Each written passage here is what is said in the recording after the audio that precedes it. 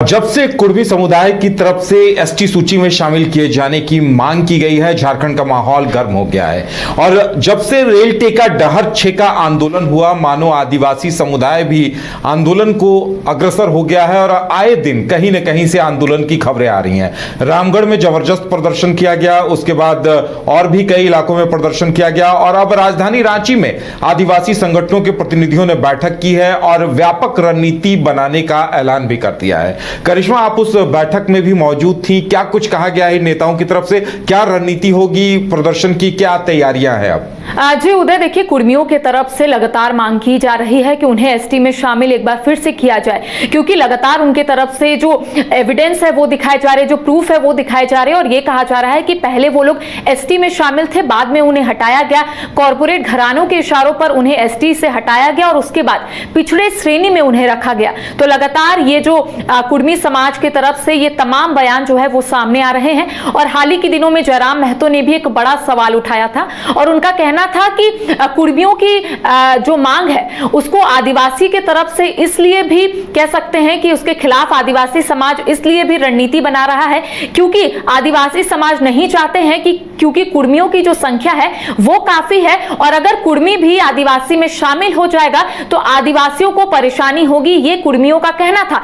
आज हमने इसको लेकर बातचीत की पूर्व शिक्षा मंत्री गीता श्री उरांव से, तो उनका कहना था ऐसी कोई भी बात नहीं है, अगर उनकी संख्या है तो अच्छा है। लेकिन जिस तरीके से जयराम महतो ने एक सवाल उठाया था, उनका कहना था कि एसटी में भोक्ता को जब ऐड ऑन किया जा सकता है तो कुर्मियों को क्यों नहीं? कुर्मी तो पहले से भी एसटी में शामिल था। तो देखिए इसको लेकर आज एक बड़ी बैठक जो है वो रांची के सिरमटोली में रखी गई थी और तमाम जो आदिवासी नेता है इस बैठक में शामिल हुए और नेताओं का कहना था कि इन लोगों की जो मांग है वो जायज नहीं है और जिस तरीके से ये लोग आक्रामक तरीके से जो आंदोलन कर रहे हैं ये संवैधानिक नहीं है। अगर ये लोग संवैधानिक तरीके से आंदोलन करेंगे तो ज्यादा बेहतर होगा। साथ ही इनका कहना था कि एक सेक्टर को कहीं ना कहीं इन लोगों ने प्रभावित किया है और ऐसे में आम जनता भी परेशान हुए। तो ऐसे में अगर इन्हें लगता है कि इन लोगों की मांग जायज है तो इन लोगों को भारत सरकार से बात करनी चाहिए। आम जनता को परेशान करने की आवश्यकता क्यों पड़ी? लगातार आदिवासी समाज ये सवाल उठा रहे हैं।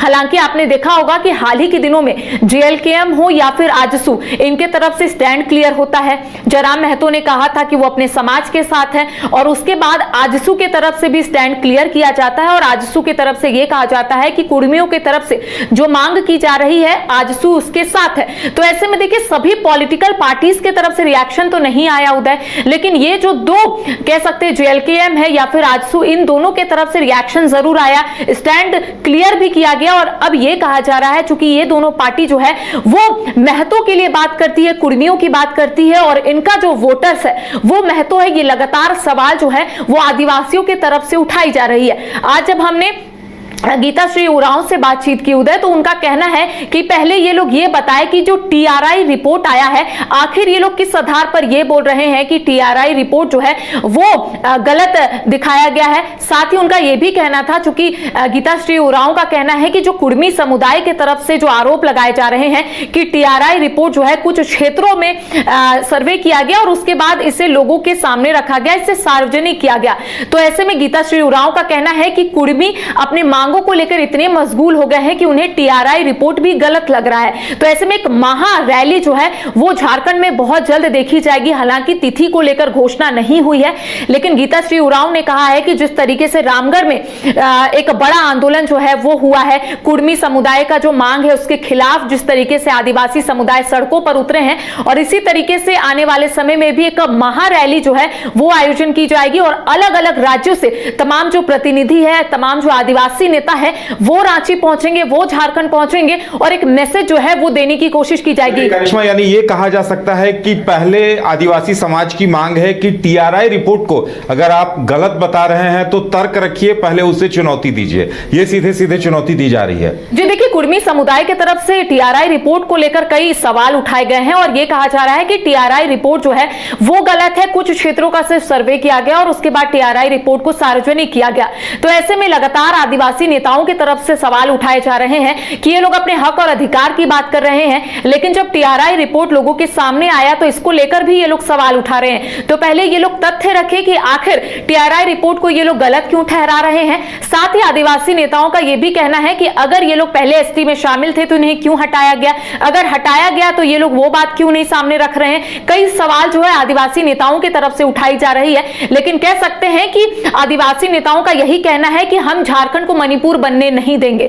तो ऐसे में अगर कुर्मी के तरफ से चीजों को समझ लिया जाएगा, अगर कुर्मियों को यह पता चल जाएगा कि आदिवासी जो है वो पहले से ही एसटी सूची में शामिल है और उन्हीं को उनका हक और अधिकार मिलना चाहिए। क्योंकि लगातार आपने देखा होगा कि निशा भगत के तरफ से जो बयान दिए गए थे उदय, इसको लेकर सियासी सरगर्मी भी तेज हो गई थी, क्योंकि निशा भगत ने कहा था कि आदिवासी बना नहीं जाता है, आदिवासी पैदा लिया जाता है। इसको लेकर खूब चर्चाएं हुई, खूब ट्रोल भी हुई थी निशा भगत। अब देखिए इसी नक्शे कदम पर जो है वो आदिवासी नेता भी चलते हुए नजर आ रहे हैं और उनका कहना है कि पहले ये लोग आदिवासियों को गालियां देते थे, अभद्र टिप्पणियां करते थे, अब यही लोग बोल रहे हैं कि ये लोग एसटी में शामिल होना चाहते हैं। तो पहले आदिवासियों के ऊपर सवाल उठाते थे, अब उन्हीं की श्रेणी में आना चाहते हैं। आखिर इन्हें ऐसा क्या हुआ। साथ ही देखिए अब यह भी कहा जा रहा है कि भारत सरकार की ओर से इन्हें आश्वासन मिला है और यह कहा गया है कि इनकी जो मांग है उस पर अध्ययन किया जाएगा। लेकिन कह सकते हैं कि उससे पहले ही आदिवासी नेताओं की तरफ से एक रणनीति बनाई गई है कि एक महारैली का आयोजन जो है